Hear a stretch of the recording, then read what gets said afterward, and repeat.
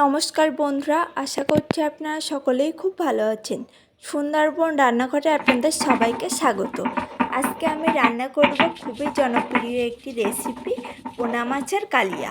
তো আমি কিভাবে পোনা মাছের কালিয়াটা বানাচ্ছি আপনারা না কেটে ভিডিওটি প্রথম থেকে শেষ পর্যন্ত দেখতে থাকুন, না হলে বুঝতে পারবেন না আমি কিভাবে রেসিপিটি বানাচ্ছি। প্রথমে আমি মশলাগুলোকে বেটে নেব। পেঁয়াজ, রসুন এবং কয়েকটা কাঁচা লঙ্কা খুব ভালোভাবে বাটা হলে আমি একটা বাটির মধ্যে তুলে এক সাইডে রেখে দেব। এখন আমি শিলের মধ্যে আবারও দিয়ে দেব জিরে এবং মরিচ। অল্প পরিমাণে নিতে হবে এবং অল্প পরিমাণে সরিষা। আমি এখানে সাদা সরিষা নিয়েছি, আপনারা চাইলে কালো সরিষা দিয়েও করতে পারেন। অল্প একটু জল দিয়ে খুব ভালোভাবে বেটে নিতে হবে, একদম মিহি করে। আমার বাটনাগুলো কিন্তু একদমই মিহি হয়েছে। এখানে আমি 4টে পোনা মাছের পিস নিয়েছি। আমি ছোট ছোট করে মাছের পিসগুলোকে কেটে নিয়েছি। আপনারা চাইলে বড় করেও কেটে নিতে পারেন, আপনাদের পছন্দ মতো সাইজ করে নেবেন। এখানে আমি মাছের মধ্যে লবণ, হলুদ গুঁড়ো এবং দিয়ে দেব অল্প পরিমাণে কাশ্মীরি লঙ্কার গুঁড়ো। এখন মাছের সঙ্গে এই সব উপকরণগুলি খুব ভালোভাবে মাখিয়ে নিতে হবে হাত দিয়ে। মাছের সঙ্গে উপকরণগুলি খুব ভালোভাবে মাখানো হলে এখন ওভেন জ্বালিয়ে কড়া বসিয়ে কড়াটা খুব ভালোভাবে গরম করে নেব। কড়া খুব ভালোভাবে গরম হলে দিয়ে দেব সরিষার তেল। তেলটাও কিন্তু খুব ভালোভাবে গরম করে নিতে হবে, না হলে যখন আমরা মাছ ভাজবো তখন মাছ কড়ার গায়ে লেগে যেতে পারে। সেই জন্য অবশ্যই করে খেয়াল রাখবেন যাতে তেল এবং কড়া খুব ভালোভাবে গরম হয়। এখন তেল থেকে যখন দেখবেন সামান্য একটু একটু ধোঁয়া উঠছে, তখন আপনারা একটা একটা করে মাছের পিস দিয়ে খুব ভালোভাবে ভেজে নেবেন। যেহেতু আমার তেলটা খুব ভালোভাবে গরম হয়ে গেছে, সেই জন্য আমি মাছ দেওয়ার সঙ্গে সঙ্গে আর এক সাইড উল্টে দেব, না হলে এক সাইড পুড়ে যেতে পারে। খুব ভালোভাবে এপাশ ওপাশ উল্টে লাল লাল করে ভেজে নিতে হবে, যেন সব সাইড সমানভাবে ভাজা হয়, এটা খেয়াল রাখতে হবে। আর তেল এবং কড়া গরম করার জন্য আমার এখানে মাছটা কড়ার গায়ে লেগেও যায়নি, খুব ভালোভাবে ভাজা হয়েছে। বন্ধুরা, মাছ ভাজা হয়ে গেছে। এখন কড়া থেকে আমি মাছ ভাজাগুলোকে প্লেটের মধ্যে তুলে নেব।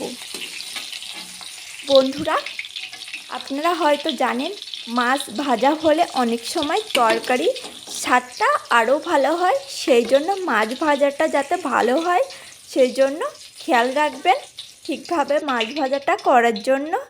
এখন মাছ ভাজাগুলো প্লেটের মধ্যে তুলে নিয়েছি। কড়ার মধ্যে যে অবশিষ্ট মাছ ভাজার তেল আছে তার মধ্যে আমি দিয়ে দেব 2টো পেঁয়াজ কুচি। পেঁয়াজ কুচি একটু নাড়াচাড়া করে লাল লাল করে ভেজে নিতে হবে, খুব বেশি পুড়িয়ে নিলে হবে না। এই সময় আপনারা ওভেনের আঁচটা অবশ্যই লোতে রাখবেন। বন্ধুরা, পেঁয়াজ ভাজার কালারটা হালকা ব্রাউন কালার চলে এলে পেঁয়াজ ভাজার মধ্যে দিয়ে দেব 3টে তেজপাতা। বন্ধুরা, এই তেজপাতাগুলো দোকান থেকে কেনা না, এটি বাড়ির গাছের তেজপাতা, সেই জন্য কালারটা সবুজ আসে। আর তরকারির মধ্যে তেজপাতা দিলে কিন্তু আলাদা একটা ফ্লেভার চলে আসে, সেই জন্য আমি তেজপাতা দিয়েছি। এখন আমি বেটে রাখা যে মশলাগুলো পেঁয়াজ, রসুন এবং কাঁচা লঙ্কা সেগুলোও দিয়ে দিয়েছি। এখন এগুলোও হালকা আঁচে খুব ভালোভাবে নাড়াচাড়া করে কষিয়ে নেব। অবশ্যই কিন্তু ওভেনের আঁচটা মিডিয়াম টু লোতে রাখতে হবে, না হলে মশলাগুলো পুড়ে যেতে পারে। খুব ভালোভাবে এভাবে নাড়াচাড়া করা হলে এখন আমি মশলার মধ্যে দিয়ে দেব স্বাদ অনুযায়ী লবণ এবং দিয়ে দেব খুব সামান্য হলুদ গুঁড়ো এবং দিয়ে দেব রঙের জন্য কাশ্মীরি লঙ্কার গুঁড়ো।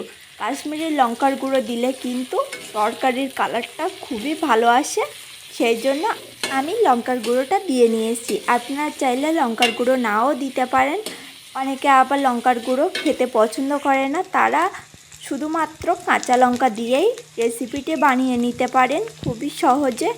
আর মশলাটা কষাতে কষাতে এক পর্যায়ে দেখবেন মশলা থেকে হালকা হালকা তেল বার হচ্ছে।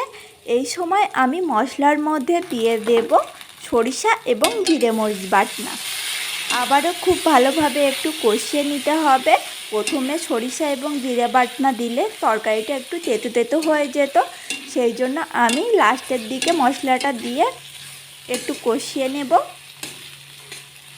খুব ভালোভাবে কিন্তু মশলাটা কষিয়ে নিতে হবে।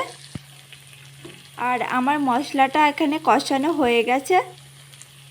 এখন আমি মশলার মধ্যে দিয়ে দেব খুব সামান্য একটু চিনি। চিনিটা দিলে তরকারির স্বাদটা আরও একটু ভালো আসে, সেই জন্য সামান্য একটু চিনি দিয়ে দিলাম। খুব ভালোভাবে কষানো হয়ে গেছে। এখন আমি দিয়ে দেব মশলার বাটিতে ধুয়ে রাখা জল। আপনারা আপনাদের পরিমাণ মতো যতটুকু তরকারি বানাবেন আপনারা সেই অনুযায়ী জলটা দিয়ে দেবেন। আমি এখানে 4 পিস মাছের তরকারি বানাচ্ছি, এই জন্য আমি অল্প জল দিয়েছি। আর এখন আমি ওপর থেকে ভেজে রাখা মাছগুলো চারি সাইডে সাজিয়ে দিয়ে দেব। সব মাছগুলো দিয়ে দেওয়া হয়ে গেলে তরকারিটা খুব ভালোভাবে কিছু সময় ধরে ফুটিয়ে নেব। বন্ধুরা, আমি এখানে তরকারি খুব ভালোভাবে ফুটিয়ে নিয়েছি 5 মিনিট ধরে।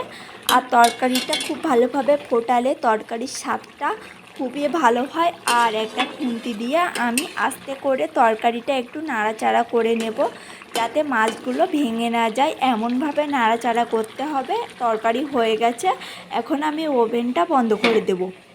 বন্ধুরা, তরকারিতে যখন হালকা ঝোল থাকবে তখন আপনারা তরকারিটা নামিয়ে নেবেন। না হলে খুব বেশি আঁটো করলে তরকারিটা যখন ঠান্ডা হয়ে যাবে তখন একদমই এঁটে যাবে।